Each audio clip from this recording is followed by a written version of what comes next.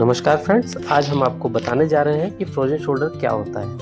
Frozen shoulder को medical भाषा में एडेसिव कैप्सुलाइटिस भी कहते हैं। यह एक ऐसी स्थिति है जिसमें कंधे के जोड़ का कैप्सूल मोटा और सख्त होता जाता है, जिससे कंधे की मूवमेंट बहुत ही कम हो जाती है और पेशेंट का दर्द बहुत तेज होता जाता है। फ्रोजन शोल्डर में कंधे के जोड़ को घेरने वाली झिल्ली कैप्सूल जिसे कहते हैं, उसमें स्वेलिंग हो जाती है यानी इन्फ्लेमेशन हो जाती है और उसमें फाइब्रोसिस हो जाता है, जिससे कि उसमें फाइबर्स बहुत हार्ड हो जाते हैं। जोड़ का जाम होना ये ऐसा महसूस होने लगता है पेशेंट को और धीरे धीरे उनका दर्द बढ़ता जाता है। पेशेंट को हाथ ऊपर या नीचे ले जाने में बहुत ज़्यादा परेशानी होती है और पेशेंट को कपड़ा पहनना, बाल बनाना, पीठ खुजलाना, इन सब चीज़ों में बहुत ही ज़्यादा मुश्किल होने लगती है। लेकिन दोस्तों, रात में पेशेंट का दर्द बहुत ही ज़्यादा बढ़ने लगता है।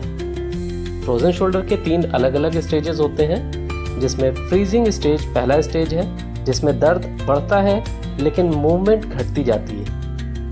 दूसरा स्टेज फ्रोजन स्टेज है, जिसमें दर्द कम हो जाता है पर जकड़न बहुत ज़्यादा होती है। तीसरा स्टेज थॉइंग स्टेज है, जो धीरे धीरे मूवमेंट जिसमें वापस आने लगती है। फ्रोजन शोल्डर में पूरी बीमारी 1 से 2 साल तक ठीक हो सकती है, यानी उसकी रिकवरी 1 से 2 साल में होती है। जिन लोगों को ये ज़्यादातर होती है उनकी उम्र 40 से 60 साल के बीच होती है। शुगर पेशेंट को ये बीमारी ज़्यादा होने के चांसेस होते हैं और शुगर पेशेंट की मांसपेशियों में कॉन्ट्रैक्शन बराबर होते रहने के कारण ये अधिक देखी गई। लंबे समय तक कंधा ना हिलाने पर, जैसे फ्रैक्चर के बाद भी ये बीमारी हो जाती है। कभी कभी ये थायराइड पेशेंट को भी देखा जा सकता है।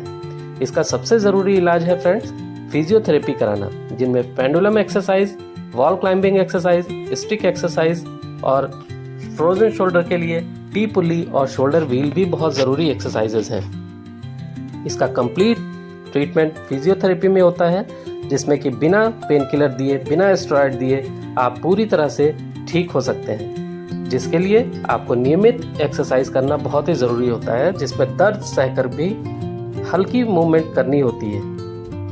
आसान भाषा में ये समझा जा सकता है कि फ्रोजन शोल्डर कंधे का जाम होना होता है, जिसमें दर्द और स्टिफनेस बराबर बनी रहती है। लेकिन पेशेंट को इसके साथ साथ धैर्य रखकर रोज एक्सरसाइज और डेली फिजियोथेरेपी कराना ज़रूरी होता है, नहीं तो धीरे धीरे ये प्रॉब्लम इतनी बढ़ जाती है कि हाथ हिलाना, हाथ उठाना बहुत ही मुश्किल हो जाता है। धीरे धीरे कम होते होते वो भी बंद हो सकता है।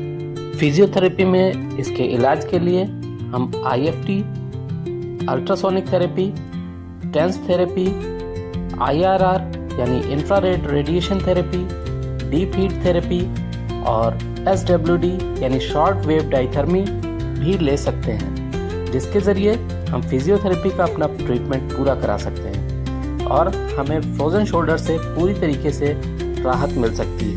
लेकिन इसके लिए हमें बहुत ही धैर्य के साथ अपना इलाज फिजियोथेरेपी में रेगुलर और कंटिन्यू कराना पड़ेगा।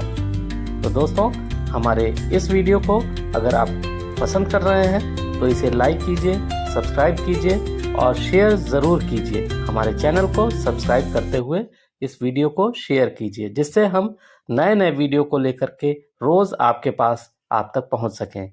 तो थैंक यू।